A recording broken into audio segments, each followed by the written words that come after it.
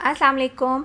आज मैं आपके साथ बिल्कुल स्ट्रीट स्टाइल जो कटोरी चाट होती है उसकी रेसिपी शेयर कर रही हूँ, जो देखने में बहुत ही खूबसूरत लगती है और खाने में बहुत ही मज़ेदार होती है और बनाने में बेहद आसान है। तो मैं आज आपको सिखाऊंगी कि आप किस तरह घर पे बहुत ही आसानी से कटोरी चाट बना सकते हैं। बस आपने उसके लिए थोड़े से कुछ टिप्स और ट्रिक्स फॉलो करने हैं और फिर आप आसानी से जो ये चाट है ये घर पे आप बना सकते हैं। चाट बनाना तो बहुत ही आसान है, सिर्फ उसकी कटोरी है जिसमें थोड़े से ट्रिक्स अगर आप यूज़ करेंगे तो आपकी कटोरी चाट जो है वो बहुत ही अच्छी बनके तैयार होगी। तो चलें जी रेसिपी को करते हैं स्टार्ट। यहाँ पे मैंने कटोरी चाट बनाने के लिए 1 कप जो है मैदा लिया है और उसमें 1 टेबलस्पून जो है कॉर्न स्टार्च डाल लिया है और ½ टीस्पून सॉल्ट डाल के मैंने सारे ड्राई इंग्रेडिएंट्स को कर लिया है मिक्स। अब आपने थोड़ा थोड़ा इसमें पानी डालते जाना है और इस बैटर को मिक्स करते जाना है यहाँ तक कि ये एक बिल्कुल स्मूथ सा लम्स फ्री बैटर बनके तैयार हो जाए। और जब इसकी इस तरह की कंसिस्टेंसी आ जाएगी तो आपने समझ लेना है कि आपका जो बैटर है वो रेडी हो गया। ये देखें स्पून पे इसकी बहुत अच्छे से कोटिंग हो रही है। बस इस स्टेज पे आपने इसको कवर करके 5 मिनट के लिए साइड पे छोड़ देना है। जितनी देर में बैटर जो है वो सेटल हो रहा है उतनी देर में हम बना लेते हैं चाट। इसके लिए मैंने 1 कप जो है वो बॉइल्ड चने ले लिए हैं, साथ में 1 कप बॉयल जो है वो मैंने आलू ले लिया है। एक आलू को लेके मैंने बॉईल करके क्यूब्स में काट लिया था।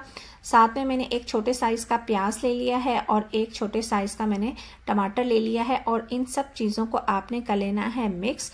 और यहाँ पे मैं ऐड कर रही हूँ इसमें 1 टेबलस्पून चाट मसाला। और चाट मसाला डालने के बाद आपने सारी वेजिटेबल्स को मिक्स करके रख देना है साइड पे।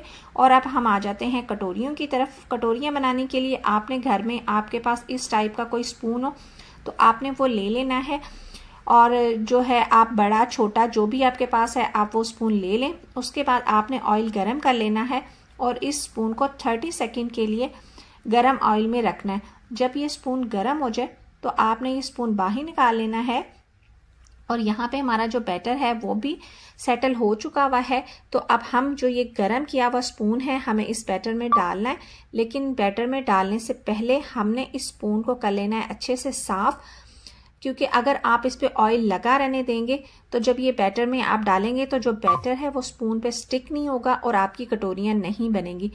तो आपने इस तरीके से घुमाते हुए स्पून के ऊपर पूरा जो बैटर का एक कोटिंग है वो इस पे कर देनी और इस तरीके से जब स्पून पे कोटिंग हो जाए तो आपने इसको डाल देना है कढ़ाई में और आपने इसे बेस के साथ टच नहीं करना, आपने इसे ऊपर ही रहने देना है, क्योंकि अगर आप बेस के साथ टच करेंगे तो कटोरी की जो शेप है वो ख़राब हो जाएगी और जब ये कटोरी पक जाएगी तो ये खुद ब खुद जो है आपके स्पून को छोड़ देगी। उसके बाद आपने इसके अंदर भी ऑयल डाल के इसको अच्छे तरीके से पका लेना है और आपको ये पकाने के लिए 2 से 3 मिनट लगेंगे। जो फर्स्ट जब आप कटोरी बनाते हैं तो देर लगती है, उसके बाद ईजीली जल्दी बन जाती हैं। और अगर ये आपकी ना उतरे किसी वजह से तो आप इसे नाइफ़ की मदद से इस तरीके से आप इसको उतार सकते हैं और इस तरह आप अपनी सारी कटोरियाँ जो हैं वो बना के रेडी कर लें। तो जब आप इसको रेडी कर लेंगे तो देखें इस तरीके से इसकी शेप आएगी और ये बहुत ही क्रिस्पी और बहुत ही मज़े की बनके तैयार हुई थी।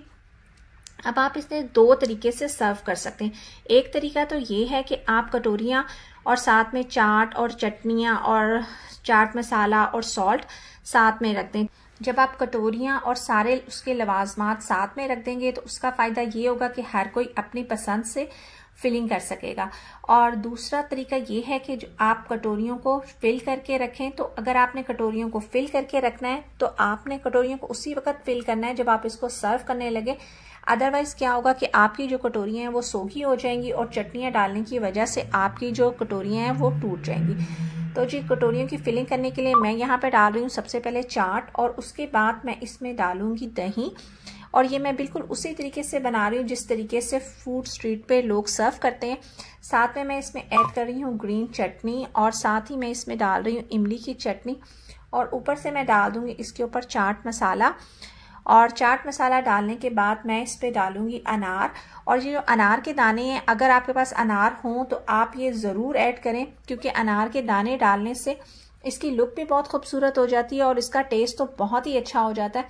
तो मेरी रिकमेंडेशन है अगर आपके पास अनार हो तो आप ज़रूर डालें और फिर इसको धनिए के साथ गार्निश करके आप सर्व करें। मुझे उम्मीद है कि ये रेसिपी आपको और आपके घर वालों को बहुत पसंद आएगी। आप इसको ज़रूर ट्राई करें और अपना फीडबैक मेरे साथ शेयर करें। इसके साथ ही आपसे लेती हूँ इजाज़त, मिलूंगी नेक्स्ट व्लॉग में। तब तक के लिए अल्लाह हाफ़िज़।